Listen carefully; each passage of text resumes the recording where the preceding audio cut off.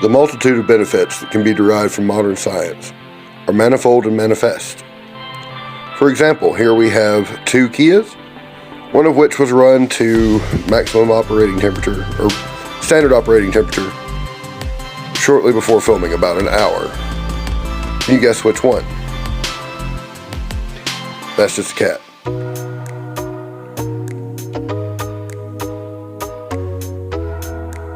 We're gonna look. The bonnet's a little warm. Oh, that's different.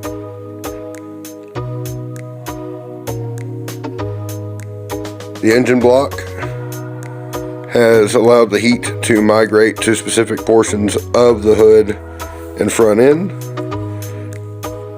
whereas the other car is merely reflecting heat that has hit the surface. Scroll through the different colors and settings. Thermal has a lot of uses. Here we have a weapon sight that can be used as just a standard thermal viewer, as a standalone unit, or coupled with a weapon. Regular handheld thermal viewers can be obtained for reasonable amounts of money in most cases, especially if you go second-hand or old out-of-stock items, things that are no longer in production. Don't be shy. Depends on what you're using it for, but you know, some things will not hold up to recoil. We're going to be testing this to see if it does. Wish me luck on that shit. But oh yes, here's the attached garage slash woodshed. I'm gonna have fun piling that up. Anyway, you can see that even in a well-lit condition, you may miss some details. There are going to be some cats scattered out throughout this video. You can pinpoint a couple of them that aren't very obvious on the film footage. Well, you're better than me, because I didn't feel like doing it and time-stamping it. Anyway, you can get a lot of versatility out of a decent thermal system. Finding things like hot wires and outlets, cold spots, drafty spots around your windows, doors. Little things like that can really add up to in terms of the benefits that are available to us. This section didn't work out quite as well as I'd hoped. It's hard to film through this unit. Not as bad as my previous one, but it's not easy. Alright. Got some stone. There's a giant rock, and next to it is a bundle of coiled up wire that's actually plugged in, which is why it's as warm as it is. You'll see it in a moment.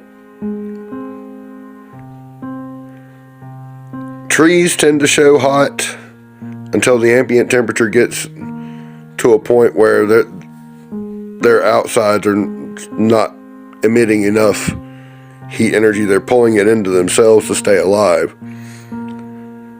Oh, and the lovely sun.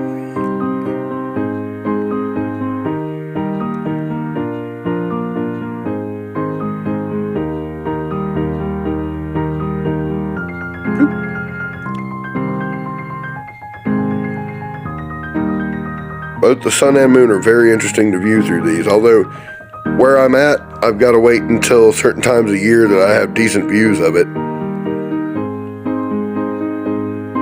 Although I should be able to go up sometime tonight or tomorrow night and get some pretty good shots of the moon.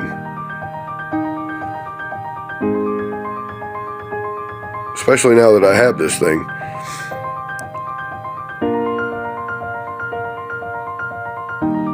I can highly recommend obtaining some kind of thermal or even plain Jane older night vision just to give yourself something.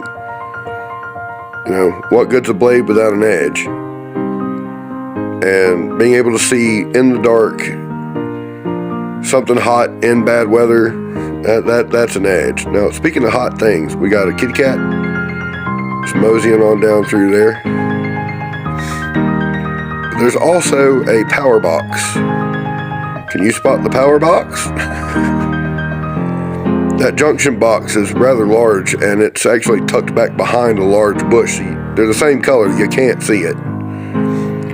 That is a kitty cat hanging out down there. Look around a little bit more. Black hot can fail you sometimes, and sometimes it's the best mode. Everything depends on environmental conditions. Here it was raining, so things kind of tend to. There's the kitty cat again. Tucked away down there, way down there, and the power box. And the cat has moved. Now we're going to go back around the front here in a minute, and we're going to look at those cars again. The same one had been run up for a minute that afternoon, but you can see that the rain's already cooling the hood off and the front end, so that only the most heavily heated parts are showing. You can tell how long something's been there. Anyway, thanks for watching.